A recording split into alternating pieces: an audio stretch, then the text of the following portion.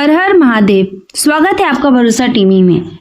30 जुलाई से 28 अगस्त तक सावन का पावन महीना रहने वाला है। मान्यता है कि इस पूरे महीने भगवान शिव की पूजा करने से मनोकामनाएं पूर्ण होती, लेकिन कई लोग अनजाने में कुछ ऐसी गलतियां कर बैठते हैं जिनसे पूजा का पूरा फल नहीं मिलता। तो आज के इस वीडियो में हम जानेंगे सावन का महत्व, सावन में क्या करें, कौन कौन सी गलतियां बिल्कुल ना करें सावन के महीने में, सोमवार व्रत की विधि और कुछ सरल उपाय जो आपके जीवन में सुख समृद्धि ला सकते हैं।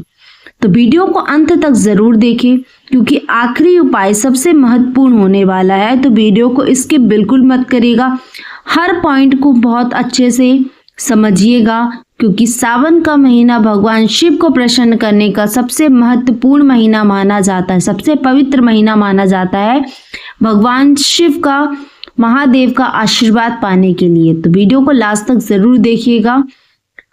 सबसे पहले बात करते हैं कि सावन का महत्व क्या है। तो सावन भगवान शिव का सबसे प्रिय महीना माना जाता है। मान्यता है कि इस महीने में शिव की पूजा, जलाभिषेक और मंत्र जाप का विशेष फल मिलता है। भक्त पूरे महीने व्रत रखते हैं और शिव मंदिरों में जल अर्पित करते हैं और भगवान शिव का आशीर्वाद प्राप्त करते हैं। यदि आपके आसपास मंदिर है या घर में शिवलिंग है आपके, तो उन्हें सावन के महीने में 1 लोटा जल जरूर चढ़ाइएगा और हो सके तो उनका जलाभिषेक जरूर करिए।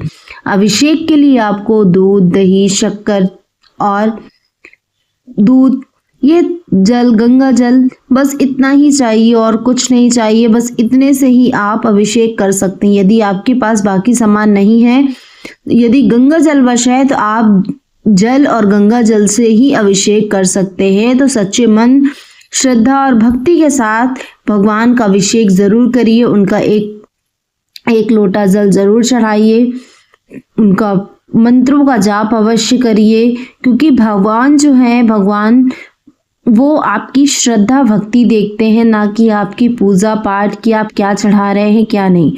वो शिव आपका मन देखते हैं, आपकी भक्ति देखते हैं।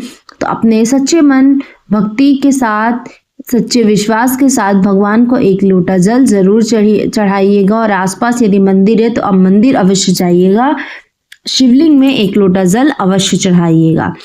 अब बात करते हैं कि सावन में कौन से जरूरी कार्य है जिन्हें करना चाहिए। तो सबसे पहले है सुबह जल्दी उठे, स्नान करके स्वच्छ वस्त्र पहने और शिव जी का ध्यान अवश्य करें।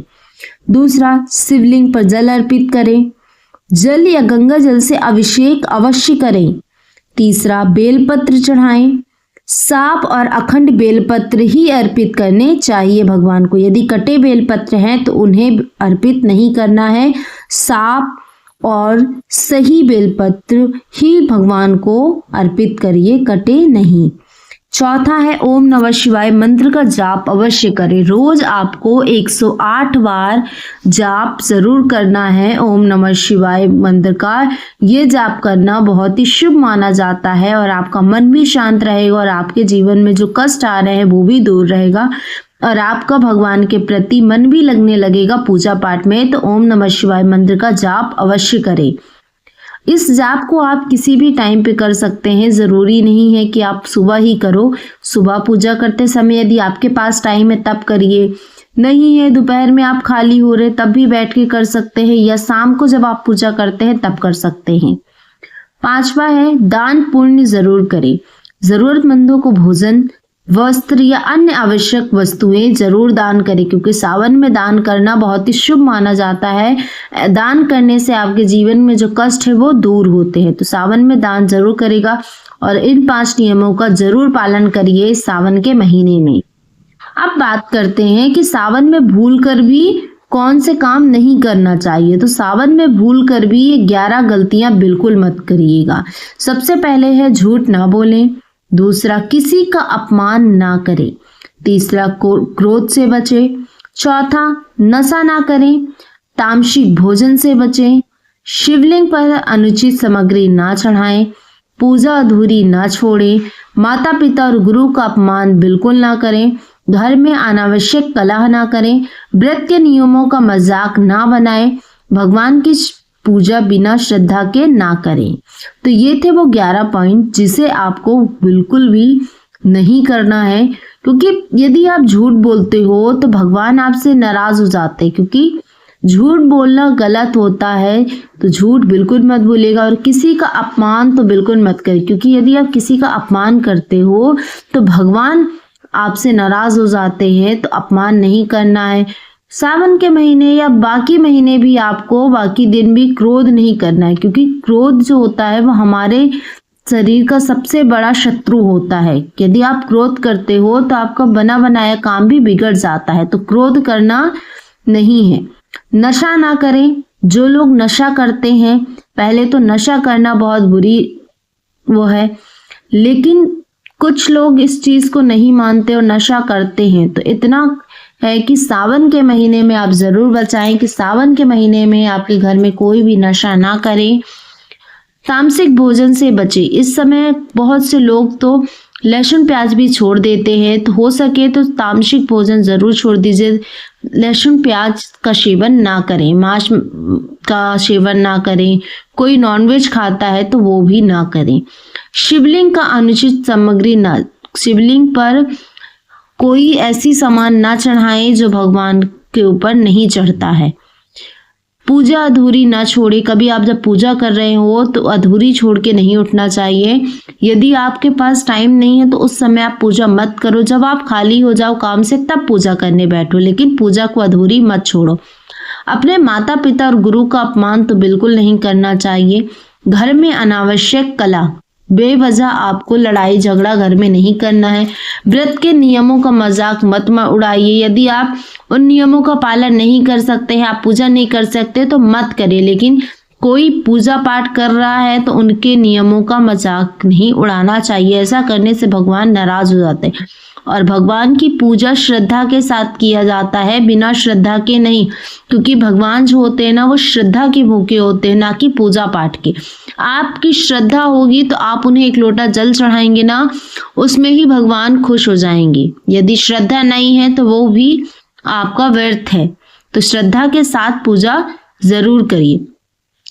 अब बात करते हैं सोमवार व्रत की सरल विधि के बारे में कि यदि आप सोमवार का व्रत कर रहे हैं तो कैसे नियमों का पालन करना है, क्या क्या करना है। तो सबसे पहले है सोमवार के दिन आपको ब्रह्म मुहूर्त में उठना है, स्नान करके स्वच्छ कपड़े पहनने हैं, पूजा स्थान की सबसे पहले तो सफाई करनी है। कभी भी पूजा स्थान आप जब पूजा करने बैठे तो पहले वहां पे साफ सफाई करना है, उसके बाद ही पूजा स्टार्ट करना है।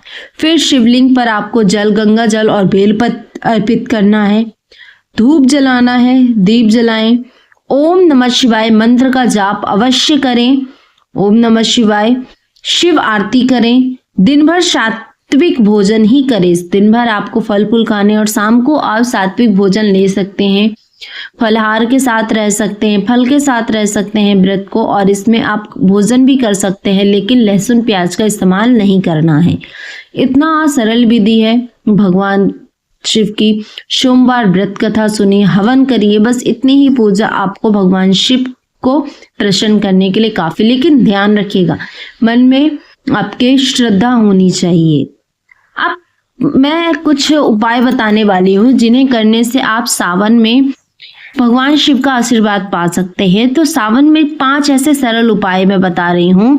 तो सबसे पहले है कि यदि आपको धन प्राप्ति के लिए उपाय करना है तो सब है शिवलिंग पर जल अर्पित करें।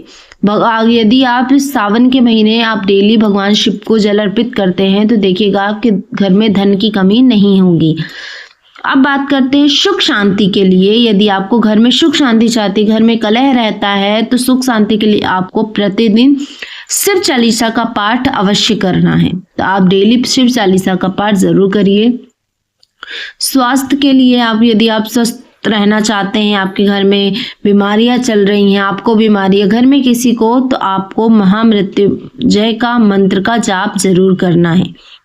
यदि आपके विवाह में बाधा आ रही है, देर लग रहा है, आपका विवाह फिक्स नहीं हो रहा है, तो आपको सोमवार का व्रत जरूर करना है। सोमवार का व्रत करने से आपके विवाह में जो भी बाधाएं आ रही हैं, देरी हो रही हैं, तो वो सारी ठीक होने लगेंगी।